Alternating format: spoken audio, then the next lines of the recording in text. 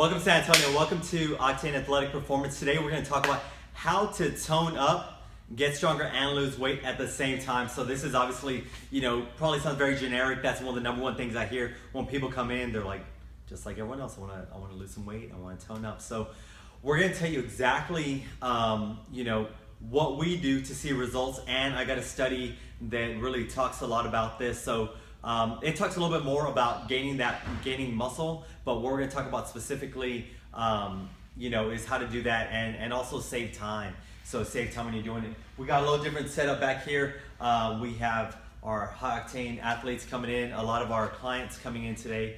Really not a ton of competitive professional athletes, just more your Joes and Janes, coming to work out here.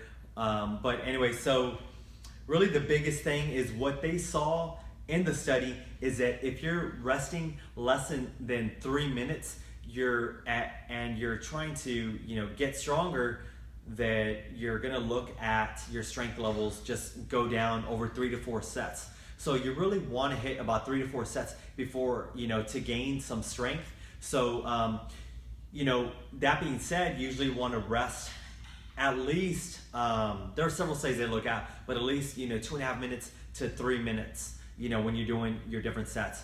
And that is when you're working at, say, 90% of your max capacity or 85% of your max capacity. So that's an important point too, because a lot of times when we see people working out, they're going to be doing maybe some deadlifts, and I'll show you what a deadlift is right here, and they'll just go with a weight that's going to be a little bit too light for them. Now, if we're going for light weight that's too light, we like to categorize that as maybe 30% of what I could do max. So my max, is going to be too high for me to be deadlifting this 95-pound barbell for about 10 reps. That's just going to be about 25% of my max. And what that's going to equal to is not enough calorie burn and not enough adaptation, not enough results. So when I used to work at a big box gym, I see people with the 3-pound weights and pressing overhead. And for some people, that's correct. But for the vast majority of us, if you're doing 15 to 20 reps, you need to be have a little bit of struggle when you're doing your 15th rep or your 20th rep. So keep that in mind, and maybe that is 2 or 3 pounds, weights, but you do need to be struggling to barely get that 20th rep up. If you're doing 20 reps and you're lifting 3 pounds, well, the max you should be able to do is maybe about 23 reps. So keep that in mind. So, practical example, if I'm doing this and I'm doing 20 reps, it's too light for me. But if I were doing this 185 pounds, I wouldn't be able to do much more than 20 reps with this weight right here. So, now getting to what we started talking about, I have to rest for 3 minutes. So that doesn't mean specifically that you have to just, sit down on one of the machines or just sit down on bench and just hang out for 3 minutes. What we like to do is couple those exercises with another one. Today we got one of our main man, Eddie Paul. He's gonna be doing bench press today, and so in between his bench press, we're gonna be doing a back exercise. So it's gonna work his complementary muscles, his back, in addition to his chest. While his chest is resting, his back's gonna be working. And that's going to allow him to get that recovery time that he needs.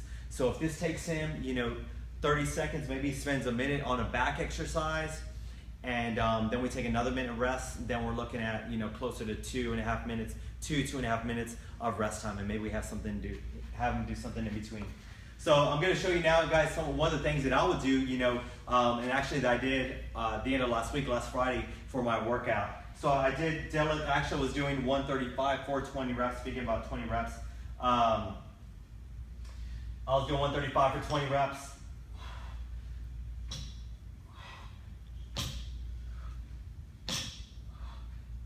And after I got about 20 of those, here's another good exercise to do.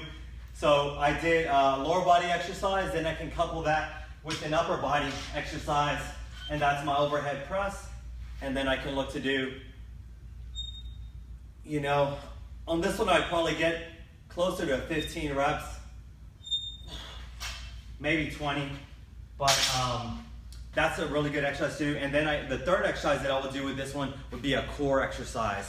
So by the time I finish, you know, the deadlifts, then I'll do a set of the overhead press, and then I'll do a core exercise in between, like some planks, maybe some mountain climbers, and that would equal at least to 2.5 minutes rest, and then a couple, you know, that would be about 2.5 minutes rest. So by the time I'm ready to go again, I can do the deadlift, and my lower body is fully recovered, mostly recovered, and I'm able to keep that intensity up, still hit my 20 reps with the 185, and what it's gonna lead to is just sustained strength, maybe gain a little bit of strength, and also a lot of calorie burn. You know, just doing those two exercises, I'm a little bit out of breath, you know, so that's something to keep in mind, coupling two different muscle groups that are either gonna complement each other or not really, you know, hurt the recovery time. So I did right here, lower body, then upper body, and then I was talking earlier with our man Eddie Paul doing bench press and then doing a back exercise. So he's doing a chest exercise and then he'll do a back exercise, you know, in between. So these are really also going to be more beneficial when you're doing the compound lifts. They work multi-joints, so they're going to be working, you know, the deadlift is going to be working your knees and your hips. So that's going to be using a lot of different muscle groups. You're going to be burning more calories, and you know, burning more calories is going to equal to losing more weight and seeing better results. So I hope you got something out of it.